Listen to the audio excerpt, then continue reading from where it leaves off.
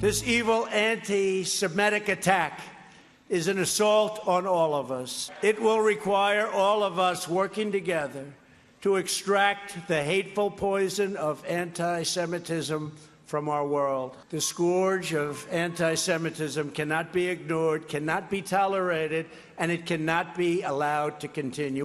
Well, that's the President of the United States at a rally on Saturday night. He said he did not cancel the rally because he said if he did, it would make sick, demented people important. He did have a pastor and he had a rabbi up on stage with him, called them just before he headed over to Indiana to give a message to the people and a prayer. And keep in mind, Ainsley, when Benghazi happened, we didn't even know who was alive, who was dead, and who perpetrated the crime.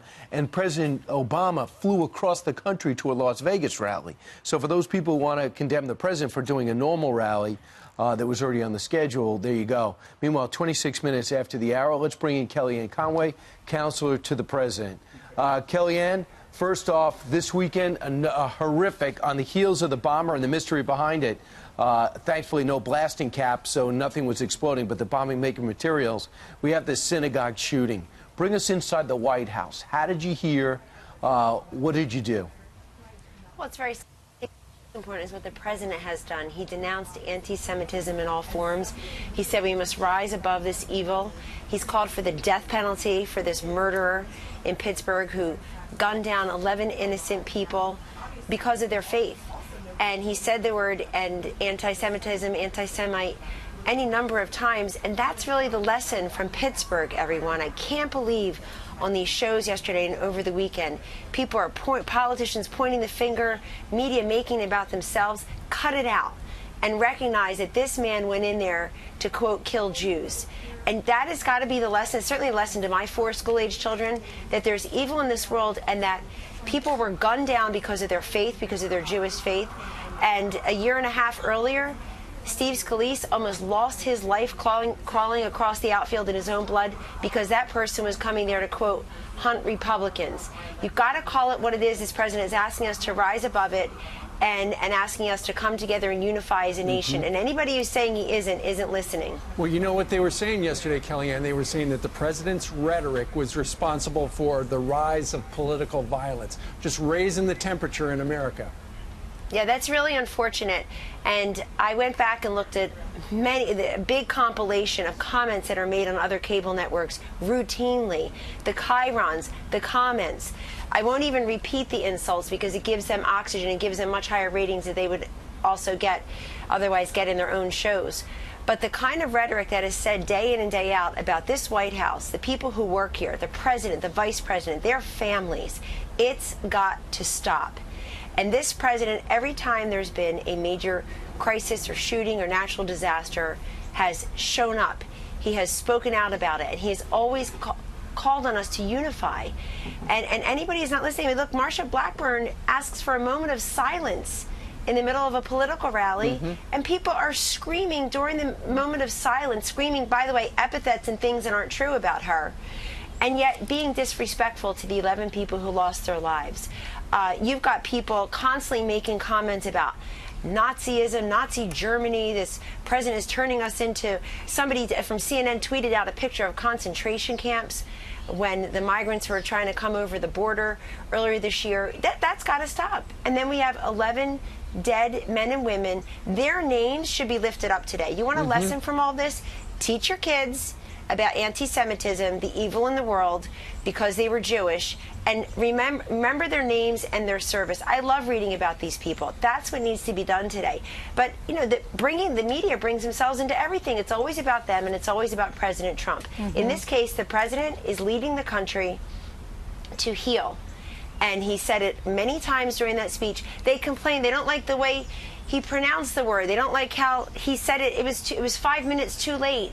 He should have said it on Twitter first.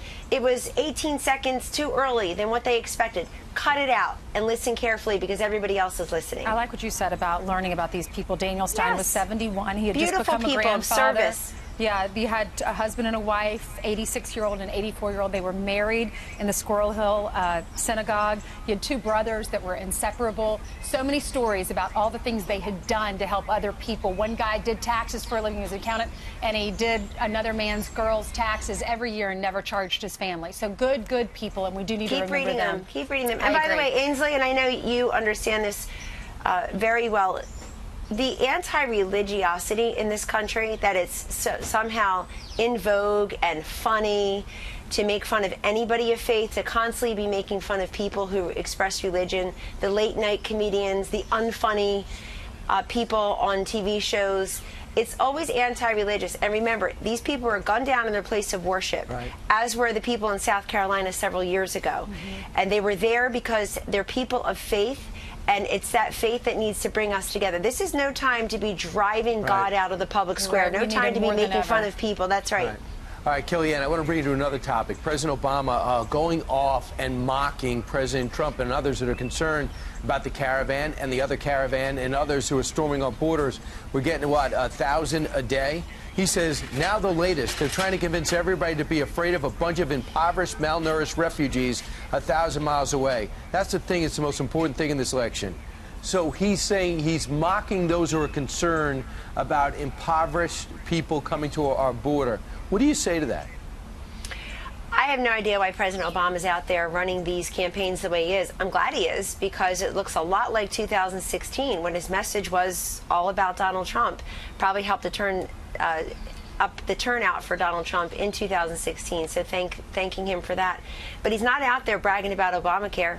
He's not out there bragging about his tax cuts and his deregulation and him going to meet with Kim Jong-un and get the remains of our fallen from North Korea. He's not out there talking about the denuclearization. He's not out there punishing, sanctioning Russians and punishing Assad when he gasses his people twice. It took him many, many years to make his first trip to Israel. It took this president 4 months into his first term. So let's compare the two presidents any day of the week. Let's focus on what this caravan is and what it is not. The Secretary of Homeland Security was out yesterday on your network talking about the fact that people who are coming here illegal are not going to be allowed in, that we are a generous nation where 33 million people have immigrated legally to this country over the years. You can stand in line, you can file the paperwork, you can immigrate here legally. And if you have a credible fear of asylum, that is considered. But because of these ridiculous court decisions and the inaction, the complete fecklessness and recklessness of the Democrats up on Capitol Hill, we have this crisis. President Obama in 2005 rolled the tape. Boy, different tune then when he was thinking of running for president. Senator Obama talked about illegals cannot come here across the border. We're going to punish any employers who hire illegals. He went on and on and on. Different tune now. But it is fascinating that Donald Trump still lives rent-free in his head, and he's not out there bragging about Obamacare. He's trying to force Medicare for all, which means less Medicare for seniors, and socialized medicine on everyone. Kellyanne, before you go, 8 days to the midterms, what's the president going to do to keep Republicans in charge of both houses? The question is, what is the president not going to do? He's just going to barnstorm the country, many different rallies, about 10 or 12 rallies left, multiple stops a day in this last week while he's being president of the United States, his first and foremost responsibility. And he's going to leave it all in the field, run through the tape like he did in 2016, and he's going to go out there and say, I want this person to be in the United States Senate or in the House of Representatives because we have to keep this great economy going, where this is just a down payment on the peace and prosperity that you've seen in the first 2 years. So we know 43 retirements in the House. That's a big hole to dig out of. But the president's going to make it possible. No nonpartisan, sane prognosticator right now is predicting the 63 House seat losses that President Obama suffered in his first midterms in 2010, or even the 54. And by the way, in the last 80 years, I'm told only about 8 Senate seats have gone to the party in power in a midterm election. Everybody knows that the Republicans are going to hold the Senate and probably add to it if you look at all the news reports. So they're going to defy. He's a guy who defies the trends. He's a guy who makes history, doesn't repeat history, and you'll probably see that next Tuesday as well. Reports that you've given up on the House, true or false? The president hasn't given up on the House. Of course he wouldn't do that. And some of us I'm being dispatched out on my personal time. The president is out there. The vice president is out there campaigning for House members as well as Senate seats. So people just say that because they hope it's true. Remember, and today's a great day to remind everybody, just because you say it, just because you print it, just because you tweet it, just because you vomit it in talking points all day long on other cable stations doesn't make it true. All right. A lot of fake news out there. Thanks, Kellyanne. Great to see you this morning. Thank you. Have a great day.